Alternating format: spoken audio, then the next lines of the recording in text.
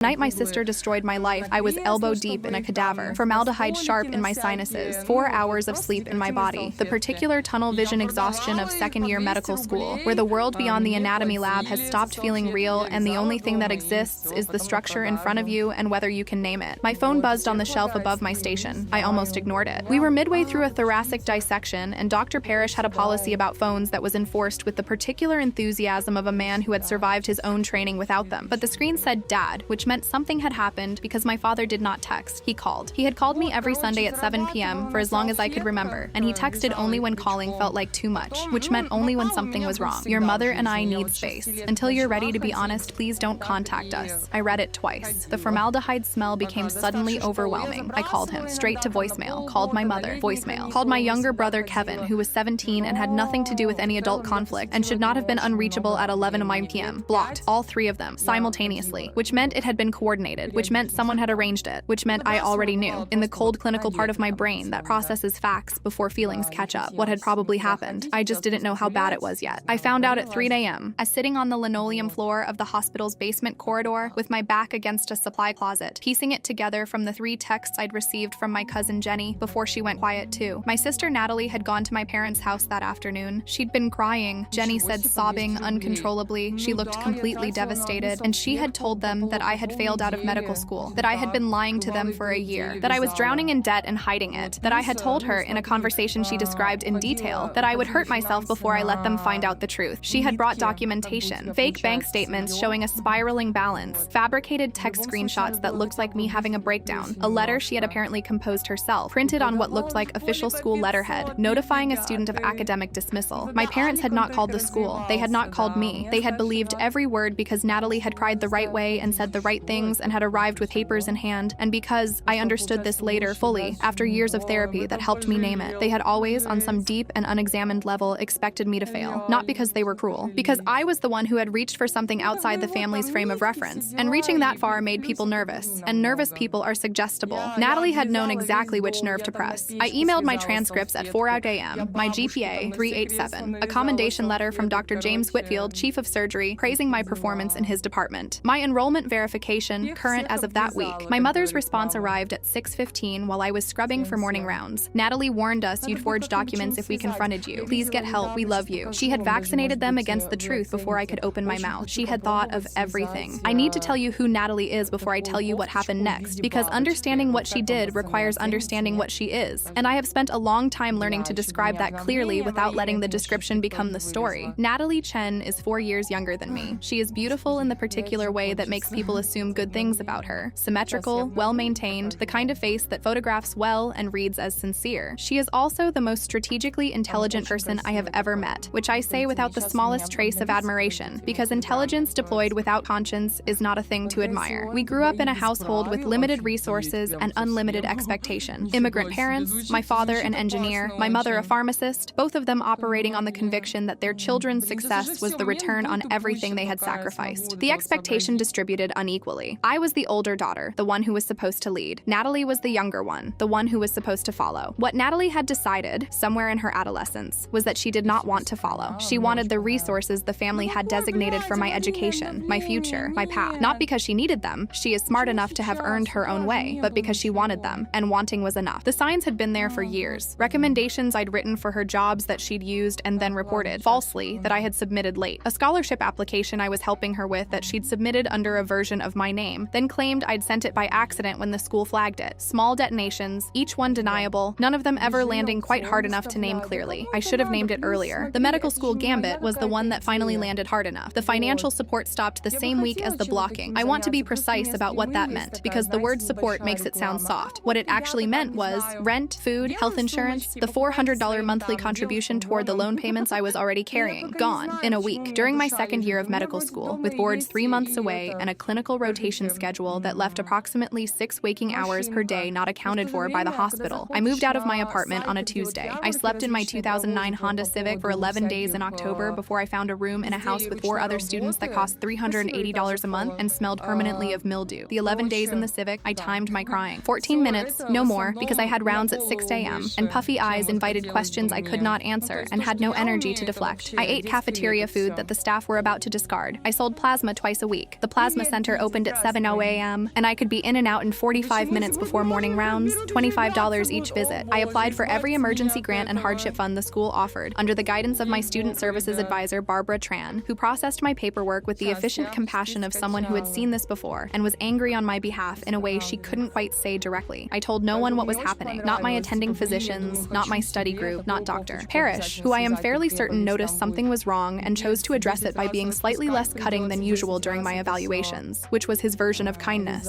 I told my therapist, Dr. Helen Zhao, who I paid for on a sliding scale at a community mental health clinic, $15 per session, because not telling her would have made the sessions useless. She was 46 years old and had been practicing for 18 years, and she was the first person I said the full version of it out loud to. My sister fabricated a mental health crisis to convince my parents I had failed out of school, so they would cut off my support, and I would have to drop out, and she could have whatever she had decided she wanted. Dr. Zhao looked at me for a long moment. "Miranda," she said, "what you're describing is not a family conflict. What you're describing is a targeted campaign." I wrote that down. I kept going. Boards were in March. I had been living on 4 to 5 hours of sleep for 5 months. I had sold my laptop and was using library computers for study materials. I had a single pair of professional shoes with a developing crack in the left sole that I had reinforced with electrical tape, which held through most of clinical rotations and gave out completely during a 7-hour surgery I scrubbed in on in February. I finished the surgery in shoes held together with tape and gauze from the supply closet, and no one noticed, or if they did not say so. I scored in the 94th percentile on my USMLE Step 1. I want to say that plainly, without decoration, because the number is the point. Not because scores define competence, I know better, but because I had been told by the people who were supposed to know me best that I was failing, that I was drowning, that I was a fraud performing a life I couldn't sustain. And the number is the record that says no. The number is the thing Natalie could not fabricate, and my parents could not be persuaded to dismiss. 94th percentile. I cried in the car after I got the results. Not from relief exactly, from something more complex, the particular grief of being vindicated by something that should never have needed to vindicate you, because the people who loved you should have believed you first. 14 minutes, then I stopped. I had a rotation at 6 a.m. I graduated 3 years later. The ceremony was at noon on a Thursday in May. I had 1 ticket. Student Affairs provided 1 per graduate, and no one to give it to. My husband James, who I had met during my residency at a coffee shop at 6 a.m., when we were both in the specific trance of people who have been awake for 22 hours, came anyway. Stood in the standing room at the back, took a photo on his phone when they called my name. I walked across the stage. I shook the dean's hand. Dr. Richard Calloway, who had been dean of the medical school for 9 years, gave me the particular look that administrators give graduates whose family section is conspicuously empty, brief, searching, an attempt to locate the people who should be there, and then looked away. I smiled for the official photographer. I have the photo. I look composed and clear-eyed and entirely alone, and I look like someone who has made peace with that, which is because I had. James took me to dinner that night at a place we could barely afford. He ordered champagne. He looked at me across the table and said, "You did something remarkable, not I'm proud of you," which would have been about his feeling. "You did something remarkable," which was about the fact. I have loved him for many reasons, but that sentence is near the top of the list. We married 2 years into my residency. Small ceremony. His family, my friend Claire from medical school, Barbara Tran, who had processed my hardship applications, and cried a little during the vows. No one from my family. I had stopped expecting them. 6 years passed. I became an ER attending physician at Presbyterian Memorial Hospital, a level 1 trauma center. I was 34 years old. I had an apartment with a real kitchen and a bed that didn't fold out from a wall, and a husband who made coffee before I woke up on early shift mornings and left it in a thermos on the counter. I had colleagues I respected. I had patients who were sometimes grateful and sometimes terrifying, and occasionally both simultaneously. I had built something so solid that Natalie's architecture of lies couldn't reach it. This is not a story about forgiveness. I want to be clear about that. I had not forgiven my parents. I had not forgiven Natalie. I had, with Dr. Zhao's careful guidance over 4 years of sessions, arrived at something more sustainable than forgiveness, a complete separation. The kind where you stop waiting for an apology because you have finally understood that the apology, even if it came, could not return what was taken. I was fine. I was genuinely, structurally fine. And then my phone rang at 11:43 p.m. on a Tuesday in November. Unknown number. I almost let it go to voicemail. I answer unknown numbers reflexively. Occupational habit, emergency calls come from unfamiliar lines. And the voice on the other end was my mother's, not the voice I remembered. Something shredded out of it. Barely human. Miranda. A pause in which I could hear her trying to find the next words. "It's Natalie. Her heart. They said she might not survive the night." I didn't feel like a daughter. I felt like a doctor. "What were the exact symptoms?" I said, already reaching for my coat with my free hand. I drove to Presbyterian Memorial running differential diagnoses: acute mitral regurgitation, ruptured chordae tendineae, aortic dissection presenting atypically. I reduced my family to mechanics, failing pumps, electrical disturbances, fleshy systems in cascade, because it was the only way I could make myself walk through those doors, and I knew it, and I did it deliberately, the way you use the tools available to to you. I badged through the emergency entrance at 12:09 a.m. and found out from the charge nurse, Diane Park, 11 years in emergency nursing, the kind of professional competence that makes a trauma bay feel controlled even when it isn't, that Natalie was in trauma room 3 with Dr. Ben Kaufman, my colleague, who was currently managing what appeared to be a spontaneous chordal rupture causing acute mitral regurgitation. Natalie was 30 years old. She had no prior cardiac history. She had presented 3 hours ago via EMS, was on a ventilator, and was deteriorating. I pushed through the trauma room door. The monitors were screaming. Natalie was gray-blue and drowning in her own fluid. The ventilator doing the breathing her body had stopped being able to manage on its own. The chest films were up on the board. I could see the pulmonary edema. I could see the cardiomegaly. I could see, in the particular language of medical imaging that had become my primary language over 10 years, exactly how bad this was. She looked small. I don't know what I expected. I hadn't seen her in 6 years. In my memory, she was 24, still wearing the residue of the girl I had grown up with, the sister I had helped with homework, whose hair I had braided, who had borrowed my sweaters and returned them smelling like her perfume. The person in the trauma bay bore a superficial resemblance to that girl and was otherwise a stranger, which is what 6 years without contact produces. In the corner of the room, standing against the wall as though they had been placed there and hadn't moved since, were my parents. My father's hair had gone completely white. He had been 58 the last time I saw him, and he looked 70 now, the specific accelerated aging of sustained grief. My mother was gripping his arm with both hands, fingers whitening, watching the monitors with the expression of a person who has run out of things to bargain with. Then she heard the door. She turned, and I watched it happen. The whole sequence in slow motion, across the length of a trauma bay. Recognition, then confusion, then the gaze dropping from my face to my white coat, traveling to the stethoscope around my neck, arriving at my badge. Dr. Miranda Chen, attending physician, emergency medicine. Her jaw came apart. The sound she made was not a word. It was something that preceded words, something from a register below language, a mother's sound, involuntary and devastating. My father followed her stare. I watched his understanding arrive the way structural collapse arrives, not all at once, but in sequence, each support failing in turn. The version of reality he had maintained for 6 years, the one in which his elder daughter was a troubled, dishonest woman who had fabricated a medical career as part of a continuing psychotic episode, cracked straight down the middle. Miranda, my mother's voice barely existed. You're a doctor? I've been an attending for 3 years, I said. I've been practicing medicine for 10. My father made a sound. But Natalie showed us. She swore. She had documents. I know exactly what she swore, I said. And I know exactly what the documents were. We are not doing this here. I turned toward the crash cart. Your daughter's heart is failing. If Ben doesn't crack her chest in the next few minutes, she dies before sunrise. The monitor flatlined. The room exploded. Paddles. Push 1 of epi. Get me a thoracotomy tray now. I moved to the bedside. Ben was already calling for the tray. Diane was at the defibrillator. The respiratory tech adjusted the vent settings, and a second nurse, Marcus, was drawing medications with the efficiency of someone who has done this in the dark. I was aware, at the periphery of my vision, of my parents pressed against the wall. I did not look at them again. I looked at my sister. 6 years. Frozen nights in a Honda Civic, timed crying sessions, plasma donations, shoes held together with gauze, a graduation hall where no one screamed from the balconies. All of it had led here, to this room, where the person who had burned my life to the ground needed my hands to keep her heart beating. I snapped on my gloves. I did not hesitate for a single second. The thoracotomy took 47 minutes. This is not the place for the clinical details. The open chest, the hands inside the pericardium, the particular intimacy of cardiac surgery that no amount of training makes feel ordinary. What I will say is that Ben Kaufman, 7 years of emergency medicine, board certified in surgical critical care, is one of the best hands I have ever worked alongside, and that we functioned that night with the precise, low verbal communication of people who have shared a trauma bay for 3 years and know each other's rhythms. Natalie's heart resumed a sustainable rhythm at 1:02 a.m. I stepped back from the table. Diane was watching me, not the clinical check of a nurse confirming a physician's status, something more human than that, a specific attention. She knew, because I had told her years ago in the particular way you tell people things at 3 a.m. in a break room during a long shift, obliquely, without naming the names. She had filed it away. You okay? She asked, quietly enough that only I could hear it. I'm fine, I said. It was true. That was the strange part. My hands were steady. My breathing was even. The work had been what the work always was. Consuming, demanding, clarifying in the way that high-stakes medicine clarifies everything. And the personal dimension of it had waited outside the door, the way personal dimensions do when you have trained yourself to make them wait. I stripped my gloves. I wrote the initial post-procedure notes. I spoke to the ICU team about transfer. I did the things I always do. Then I walked into the family waiting room, where my parents had been escorted by the social worker on call, and I sat down across from them. I want to tell you about what my father looked like in that waiting room because it matters. He is a man who has always carried himself with the particular self-possession of someone who made it through hard things on willpower and does not intend to let anyone see the cost. He wept once in my childhood, at his own father's funeral, briefly and silently, and I had never seen it since. He was weeping when I walked in, not dramatically, just sitting in a plastic chair with with his hands on his knees and tears moving steadily down his face, making no sound, as though he had been doing it for some time and had stopped noticing. My mother looked up when I entered. She had the compressed, wrecked expression of someone who has been crying so hard they've run out and are now just sitting with the aftermath. She's stable, I said. She'll need additional cardiac monitoring and likely surgical repair in the next few days, but she survived the night. My mother put her face in her hands. I waited. When she looked up, she said, "Miranda, how long?" Not a question exactly. An accounting. The text from Dad came my second year. I said, "October." I slept in my car for 11 days before I found a room I could afford. I kept my voice level, not because I wasn't feeling anything. I was feeling a significant amount, but because this conversation required level. I graduated, did my residency. I've been here for 3 years. My father looked at the floor. "We thought, I know what you thought," I said. "Natalie was very thorough. I sent you my transcripts, and she told you I'd forged them. There wasn't a version of the truth that she hadn't pre-discredited." I paused. "I want you to understand that I know that. I've had years to understand that. She was good at it." My mother made a sound. "We should have." "Yes," I said simply. "You should have. Not cruel, just accurate." My father looked at me then, really looked, in a way that had the quality of finally, of someone who has been deliberately not looking for a long time and has run out of reasons to keep not looking. "I'm sorry," he said. 2 words, plain, without elaboration, from a man who didn't say them. I nodded. I told them the social worker would check in shortly, that Natalie would be moved to the ICU within the hour, that they could ask the nursing staff for updates. I told them that if they had questions about her care, they should feel free to request a conversation with her primary team. Then I stood. "Miranda," my mother's voice. "Are you, will you, can we?" I stopped. I looked at her. "I don't know," I said honestly. "I'm not going anywhere. I'll be here if you need medical information about Natalie's care. The rest of it is going to take time that I'm not sure I have tonight." I walked back to the ER. Natalie was awake 4 days later. I had avoided her room, not deliberately, or not only deliberately, but because her care had been transferred to the cardiac surgery service, and my involvement was complete, professionally, and the rest of it was not something I had decided how to approach. She asked to see me on a Thursday morning. The request came through the floor nurse, a young man named Tyler, who delivered it with the careful neutrality of someone who had been briefed that the situation was complicated and was trying to honor that without knowing the details. I thought about refusing. I went. She was propped up in the cardiac ICU bed with the particular diminishment of the recently very ill, smaller than she should be, the vitality temporarily absent, the face stripped of its usual performance. She looked at me when I walked in with an expression I had not seen on her face before, which was the expression of someone who has run out of the thing they have always used. She couldn't perform anything. She was too tired. "Miranda," she said. "Natalie." I sat in the chair beside the bed. Silence. "You saved my life," she said finally. "I did my job," I said. "I destroyed yours." I looked at her. "You tried to. It didn't work." Her jaw tightened. Not anger, something else. Something that was working very hard not to be what it actually was. "I was jealous," she said. "That's not enough. I know that's not enough, but that's what it was." She looked at the window. You were always